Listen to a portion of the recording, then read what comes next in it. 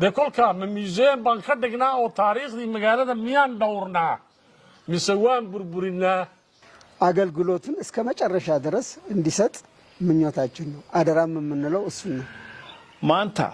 waxaan arkaynaa taariikhdii oo waddankani u lahaa ama magaaladani nasiibka ay u yeelatay in la burburinayo marka waxa haboon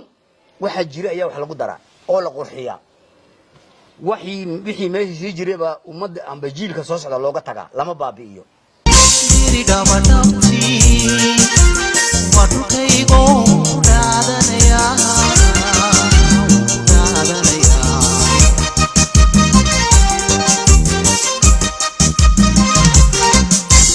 بسم الله الرحمن الرحيم waxaan maanta aan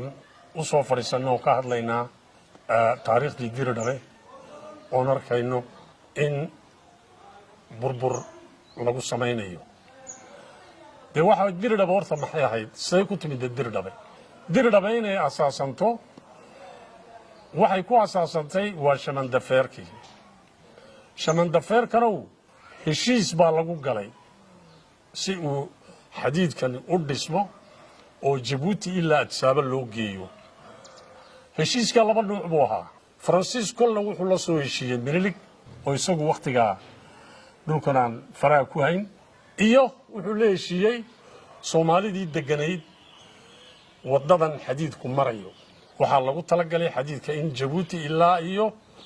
Adsaaba la geeyo marka deesi xadiidkii loo dhiso oo u dhaqaaqo u noqoto meel jirta وحديد جرا ونقضه dadkii dhulka ku noolaa baa yiri waranagu waxan ma garanaynee naga joogsada na dhexmarinay heshiis buu la galay Faransiisku heshiisku la galay waxay noqotay inuu yiraahdo war xadiidkan ma adartay maanta inagoo Djibouti jooga duleedka diridhabe xilliga xadiidkan la dhiso waxaad ku tagi kartaan aroorta inagoo ka soo baxay yaad casarka gaaraysaa faa'iido uu yahay arrintaa waa la isku qabsaday xiin badan baa ka dhacay aakhirkii waa laga heshiiyey Faransiiskuna heshiiskii wuxuu ku daray uu yiri waar xadiidka idinkana manfacu nii noqon dadka ka shaqeynayana dadkiinay noqonayaan waad ka manfacaysanaysaan sidaas iyaan ma adaragtay heshiisku sidaas uu ku dhacay magaalada diridhabe waa magaalo Soomaaliyeed ay ahayd oyna tahay maantana magaalada diridhabe yaade kolka laga dhigay santarkii kubaniga ilbaxnimadii yaa maanta halkaas soo gaarsiisay diridhabe magaalo ilbaxa dadku Soomaaliyeed ay ku nool yihiin iyay noqotay ay ku nool yihiin Talyaani Greek Arman Francis intaba ay Arab iyay diridhabe noqotay marka diridhabe qaabka bay ku dhisantay magaalada diridhabana waxa dhisay waa shamandafeerka oo Faransiiski ah iyo Soomaali iyo Arab taariikhdu waa sidaa xilliga sidaasay ku hayd magaalo Soomaaliyeed marka santarkii kubaniga xilligu noqday diridhabe iyo ateliyeeyadii oo dhan halka laga dhisay shaqada u weyn ee kubaniguba waxay ka socotay diridhabe ilaa dhawaan intii la burburin oo ma la zanaawi burburin markii tareenkii uu joogsaday ee laga guuray tareen sheeni iyo meel kale la maray waxa dhacday oo lagu heshiiyay in la yiraahdo anagu waan ka wada hadalnay maamulkii magaalada diridhabe kan ku horeeyay in tareenka inta ka nool ee Dawanli iyo diridhabe ah intaasi ay sii shaqayso ay noqoto meel tourismiga ay dadku Djibouti ka iman karaan halka laga tagi karo oo intaas sida tareenkaas intaa uu shaqeeyo yaa la isla gartay waxa kaloo la isla gartay in dadka ku nool heejadaha sida maxaan ku dhaayay harawe mille hadhagaale laas xadhaadh ishaca ilaa iyo dowlad dadka ku nool oo inta badana waliba caado mingeed ilaa iyo hadhagaale iyo ilaa iyo maxaan ku dhaha laas xadhaadh dadkaasi ay go'doonsan yihiin tareenkani waxbuu ugu yaalay wuu shaqaynayay iminka in 2 bilooda roobabkii badnaayay da'ay awgeed dadkaas way go'doonsan yihiin xilliga xaaladan cusub ee timidayna een arkayno ee la yidhi magaalada casri baan ka dhigaynaa dariiqadan weynaynaynaa wax badan baan qabanaynaa waan qurxinaynaa waa arrin fiican laakiin wixii taariikhda ahaa in la taabsado maaha oo la burburiyo shamandafeerku waa meeshii dirdhab ay ka asaasantay de in isaga la taabsado oo la burburiyo dariiq baan ka dheeraynaynaa la yidhaahdo maaha sax adduunkaba magaalooyinka waaweyn meelihii magaalooyinka ay ka soo bilaabmeen waxaa la yidhaha waa santarkii waa taariikhdii looma dhowaado waxaa laga sameeyaa wadooyin xitaa baabuurta laga mamnuuco oo cagaha lagu socdo xilligaa waxa weeye waxaan arkaynaa maanta waxaan ka socda diridhabe ee shamandafeerkii ateliyeeyadii la burburinayo waa taariikh xumo waxay ahayd oon horeyna ugu heshiinay museum in laga dhigo oo tuurismigu yimaado tareenkana halkan ilaa dowlad laga wada shaqeeyo heshiisku kaabuu ahaa laakiin waxaan dambe ee yimiday ee burburiya ah ka soo qaad bal iminka dariiqan kubaniga ee la burburinayo magaazaankii weynaa ee samaynayey barafka ilaan dhulku ma lahayn frigideere min 1902 ilaa maanta barafkuu samaynayey magaazaankii barafka waa la burburiyey gebigiisiiba 2 ateliye oo ka dambeeyana nus bay goynaysaa waxa weeye waa dhibaato de kolkaa ma museum baan ka dhignaa oo taariikhdii magaalada miyaan dhowrnaa mise waan burburinaa anugu waxaan arkayaa in meeshan taariikhdii magaalada lagu burburinayo magaaladan magaalo taariikh leh ahayd waniga hore u sheegay waa magaalo faransiis soomaali iyo carab ay dhiseen waxaa soo raacayay dowladdii etoobiya uu malilig dhulkan keenay ayaa soo raacayay oo dhismaha kula jiray afartaa waxaan ahayn cid kaleeto oo magaaladan aan odhanayno waxbay ku lahayd ma jirto iminka bolitik kama hadlayno haddaan in yar soo qaadanno maamuladii soo maray oo dhan magaaladan dee waxay ahaayeen maamullo dadka dhulkani ay iyagu aabba ka ahaayeen diridhabana ciisaana gurgura awraaja la odhanayay waxaas waa taariikh dhan waa wax jira waa wax indhaha layska qabsan karayn waxaa kolkaa iminka annagu aan leenahay waa niman yahow inta hadhayn in badan burburisee inta hadhayn bal museum taariikheedan ka dhigne bal intaa un badbaadiya በቅድሚያ ዛሬ እዚህ ተሰባስበን የተገኘነው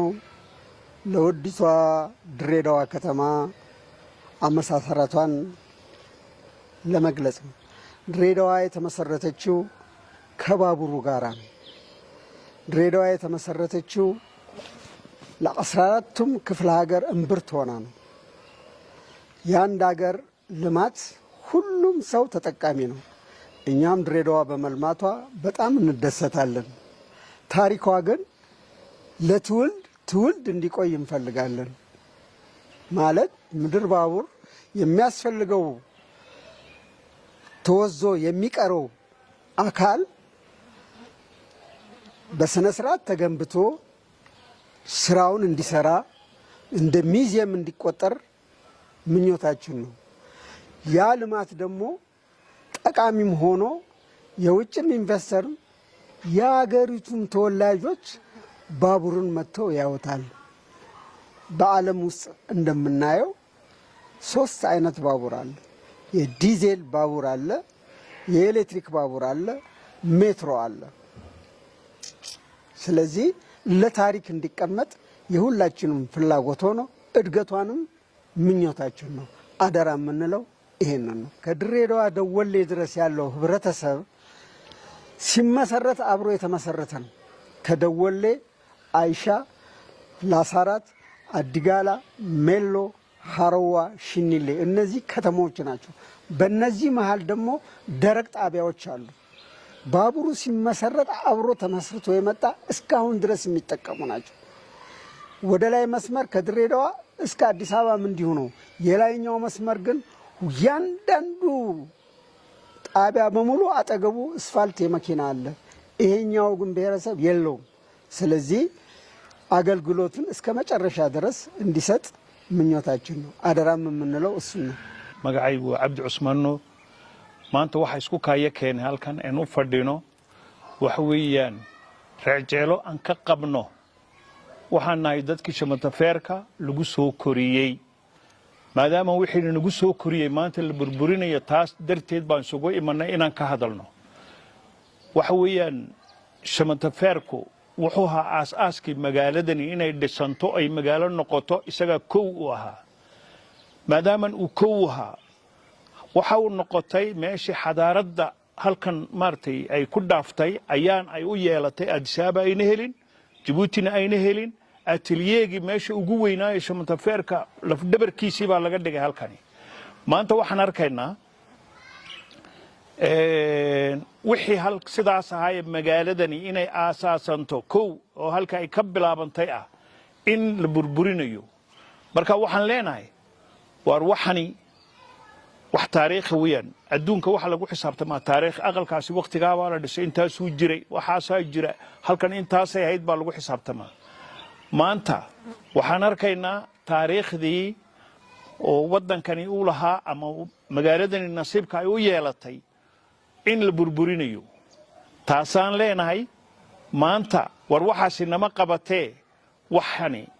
sidii taariikhdu ahayd si loo dhowro inta la burburshay maayna waxaan leenahay inta kala ya ha laga joogsado si ay u noqoto taariikhdii dalkan haddii de taariikhda la burburinayo intaas meelalig bay ka soo bilaabantay Hayle Silaasa ku xigay Mengistu baa ku xigay waxa ku ximda Male Zenawi baa ku xigay ninkii kala ku xigay waa kii imika ugu dambeeyay baa baabeynaya marka waxaan leenahay war waxa intaas oo dhan ay dhowrayeen ay arkayeen miyuu arki laayaan leenahay yaana maamulka maanta halka burburinay miyuu arki laayahay war waa taariikh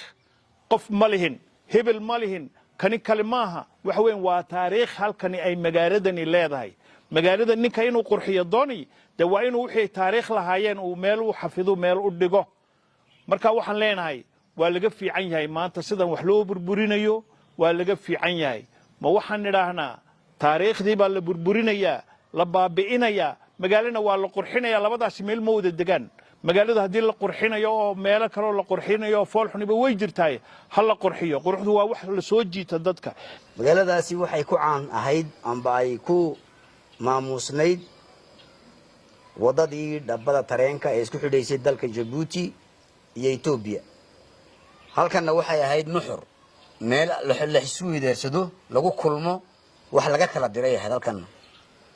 marka meeshan waxaan oran karnaa Diridhaba waa hooyadii taariikhda sida meelo kamid ah Ethiopia ay hooyo u tahay sida Aksum oo kala sida Adwa sida Rizodari Addis Ababa oo birimigayde lama taabtaan marka taariikhda de halkan Diridhaba waxa loogu soo horeeyay iyada maartay amba loo dhabar jabinayo amba wax looga saarayo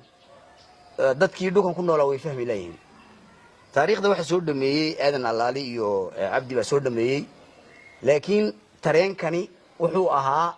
wax waqtiga casri ah oo ummadda ma daragtay meel ka qaatay taariikhdana ka galay marka waxa haboon waxa jira ayaa wax lagu daraa oo la qurxiyaa wixii meeshii sii jiray baa ummadda amba jiilka soo socda looga tagaa lama baabi'iyo waxaan leenahay haddii maanta maaragtay lagu dhaqaaqay